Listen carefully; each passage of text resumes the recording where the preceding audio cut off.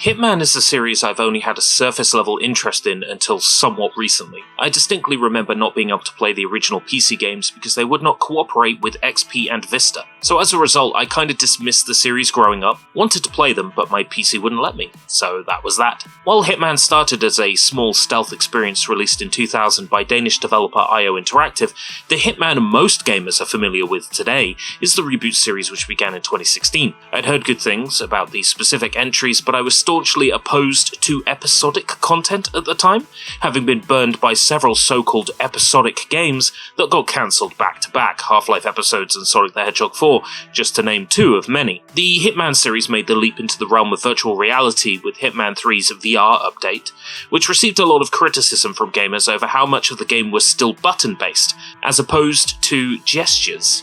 2024's Hitman VR Reloaded from XR Games operates in much the same way, to the chagrin of many. XR Games has a reputation, some may say deservedly earned, for putting out titles that fail to fully satisfy players. You may have seen the reviews for this specific game, the string of complaints and bugs, missing features, undercooked elements, and digging at the game's claims of being rebuilt from the ground up. Today, its rating sits squarely in the middle of the Quest Store, a 2.7 out of 5 average at the time of writing. I was curious about this release since I appreciate XR's ambition, even if their output is less than stellar generally, but the price tag felt rather prohibitive, as this hasn't been a good year for money. When has it ever? Thankfully, XR Games accepted my request for a review copy, and I'm glad that they did, as what's here is decent when it works, and the core gameplay loop of the so-called modern Hitman titles is here, but a recommended purchase at £24.99 it most certainly is not. So remember, keep in mind during this review, I was provided a key for this game. Full disclosure. So I'm going to get the elephant in the room dealt with first. The Quest 3 is a somewhat powerful little Android device, but a graphical powerhouse it unfortunately isn't. It can do decent visuals, and in the right hands, some excellent performance can be wrangled out of the tech. I don't quite believe Hitman 3 VR Reloaded quite manages either of those, and most of that I think ultimately boils down to how much visual information is required for a game like Hitman 3. On the introduction cutscene to the very first tutorial mission, I could see weird lines in the air where all the environment geometry was intersecting. It was that moment I realised it wasn't going to be the smoothest of VR experiences. The textures range from clear to muddy to pixelated, the detail on people is shockingly low.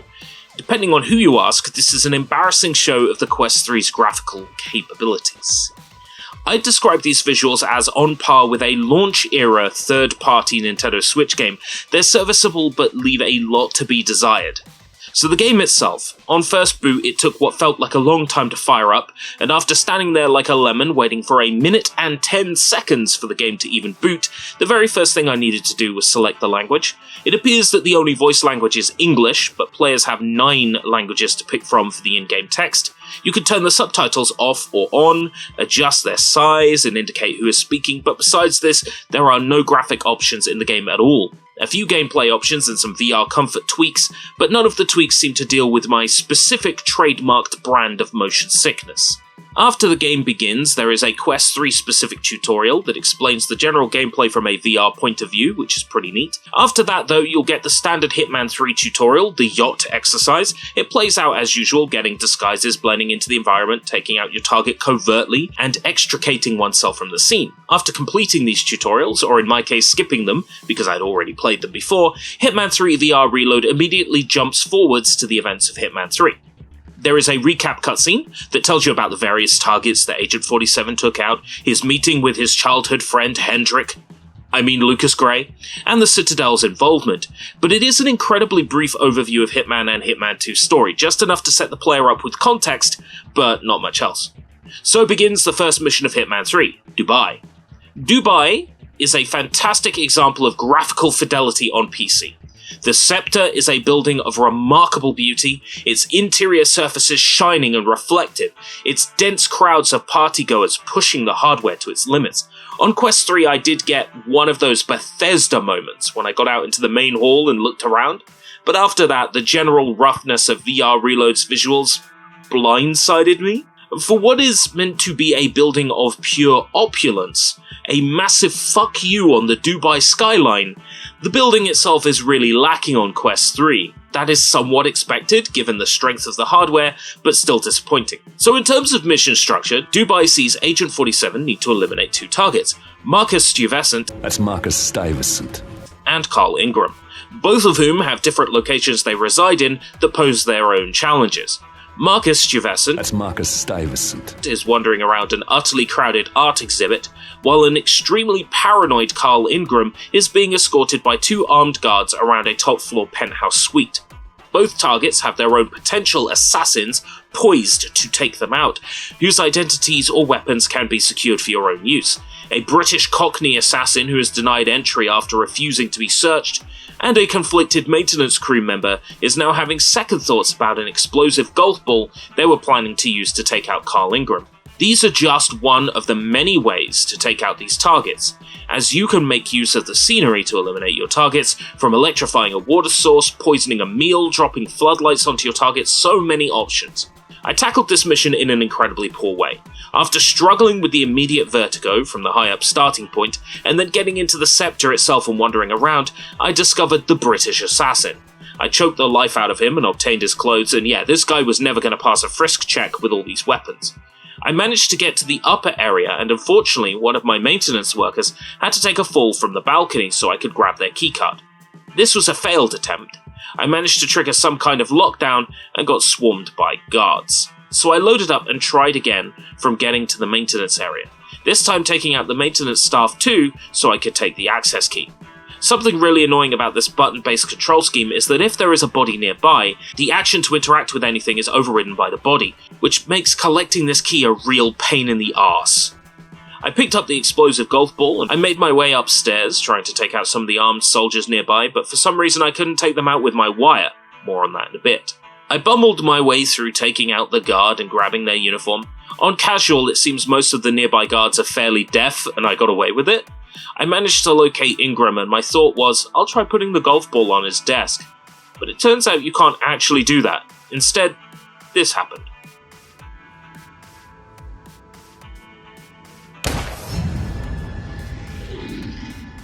Yeah, I think I'll just blow myself, Ingram, and all the people in the room up just by carefully putting the golf ball on the table. So I tried another way, basically fumbling my way through the process of killing everyone in the room.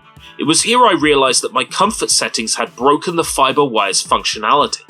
I had a comfort setting turned on, which means I didn't need to hold down the trigger to keep an item held. But in doing so, that seemed to break how the fiber wire usually works, which made using the wire itself very difficult.